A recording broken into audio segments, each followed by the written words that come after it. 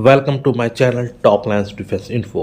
मैं आपका दोस्त अविनाश लाया हूं टॉप लाइन्स डिफेंस अपडेट। तो चलिए शुरू करते हैं।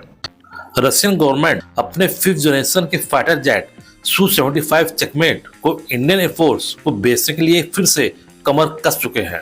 2025 में होने वाले एरो इंडिया में सुखोई डिजाइन ब्यूरो के ऑफिशियल एक बार फिर से इंडियन गवर्नमेंट को लुभाने का प्रयास करेंगे, जिसमें रशियन ऑफिशियल अपने इंडियन काउंटरपार्ट को एक बार फिर से Su-75 प्रोग्राम के बारे में अपडेट करेंगे। 2021 में जब पहली बार Su-75 जेट के ऊपर से पर्दा उठाया गया था, तब सुखोई ने इसे low cost and single engine वाला फिफ्थ जनरेशन के रूप में प्रस्तुत किया था और कहा गया था कि जो देश अमेरिका के F-35 जेट को अफोर्ड नहीं कर सकते हैं, उन देशों के लिए Su-75 चेकमेट एक अच्छा ऑप्शन है, तथा कुछ और ऐसे देश जो रशियन फाइटर जेट का बहुत पहले से यूज कर रहे हैं, उसमें भारत भी शामिल था।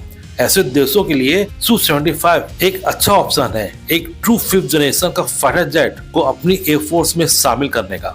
सुखोई के अनुसार हर एक Su-75 जेट की कीमत करीब 30 से 35 मिलियन डॉलर की होगी और पर आवर फ्लाइट की कॉस्ट भी F-35 से 6 से 7 गुना कम होगी। लेकिन इंडियन ऑफिशियल के अनुसार एक डिसेंट Su-75 जेट करीब 50 मिलियन डॉलर के आसपास जाके पड़ेगा।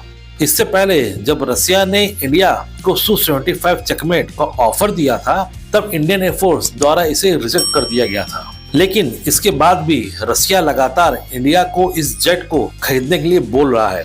लेकिन सवाल ये है कि वह इंडिया के पीछे इतना क्यों पड़ा है तथा इंडिया भी इस लो कॉस्ट वाले फिफ्थ जनरेशन फाइटर जेट को क्यों नहीं खरीद रहा है, जबकि इंडिया अभी तक अपने फिफ्थ जनरेशन के जेट एमका को अभी बना नहीं पा रहा है, जबकि हमारा पड़ोसी चीन 2 फिफ्थ जनरेशन के फाइटर जेट तैयार कर चुका है और बहुत ही जल्द पाकिस्तान भी चाइनीज FC-31 जेट को अपनी एयरफोर्स में शामिल कर लेगा, जबकि इंडिया अपने AMC का प्रोडक्शन 2035 से पहले नहीं कर पाएगा। तो इस सवाल का जवाब भी रसिया ही है।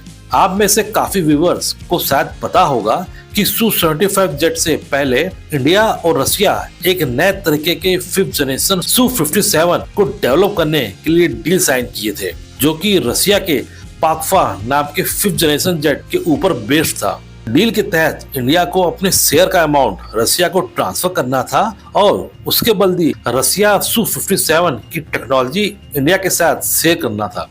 लेकिन अमाउंट मिलने के बाद भी रसिया ने ना तो कोई टेक्नोलॉजी का एक्सेस इंडिया को दिया और ना ही किसी प्रोटोटाइप का एग्जामिन इंडियन एयरफोर्स के अधिकारियों को करने दिया। परेशान होकर आखिर में इंडियन एयरफोर्स ने इस प्रोजेक्ट को अलविदा कह दिया और सिर्फ इसी प्रोजेक्ट के साथ ऐसा नहीं हुआ है, बल्कि इससे पहले भी रसिया ने T-90 टैंक और Su-30 MKI के साथ भी ऐसा ही किया था। इनको डेवलप करने का पैसा तो इंडिया से लिया और फिर उससे ज्यादा एडवांस प्रोडक्ट खुद के लिए बना के उसको बिना इंडिया के परमिशन और रॉयल्टी दिए बिना ही दूसरे कंट्रीज को बेचना शुरू कर दिया। और यही कारण है कि इंडिया इन सब एक्सपीरियंस से सीखते हुए अब किसी भी रशियन प्रोडक्ट को यूं ही हाँ नहीं कहना चाहते। और इंडिया ने भी Su-57 को ना कहने के बाद कोई और ऑप्शन ना होने पे खुद के दम पे अपना fifth generation fighter aircraft AMCA को सीरियसली डेवलप करना शुरू किया है।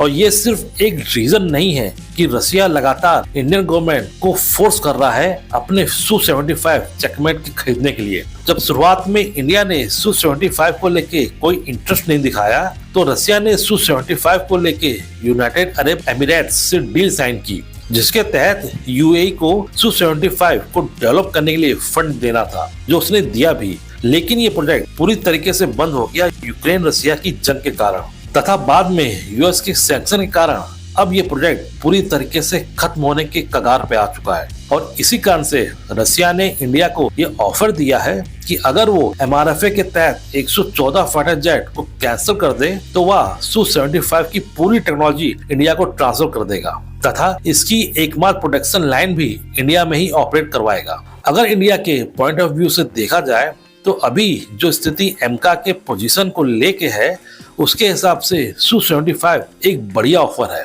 क्योंकि कई क्रिटिकल टेक्नोलॉजी के साथ Su-75 के इंजन AL-51F1 का भी एक्सेस HAL को मिल सकता है, जो कि एक ट्रू फिफ्थ जनरेशन का इंजन है और F-35 के इंजन जितना ही कैपेबल है।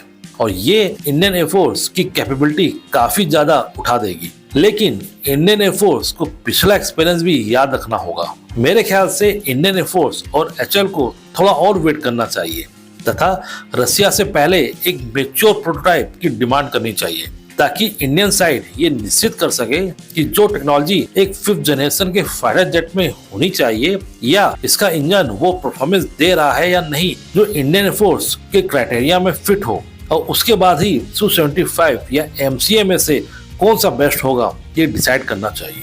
इसी तरह की डिफेंस न्यूज और फैक्ट्स की रेगुलर अपडेट पाने के लिए मेरा चैनल को लाइक और सब्सक्राइब जरूर कीजिए और हाँ, बेल आइकन दबाना मत भूलिएगा। जय हिंद।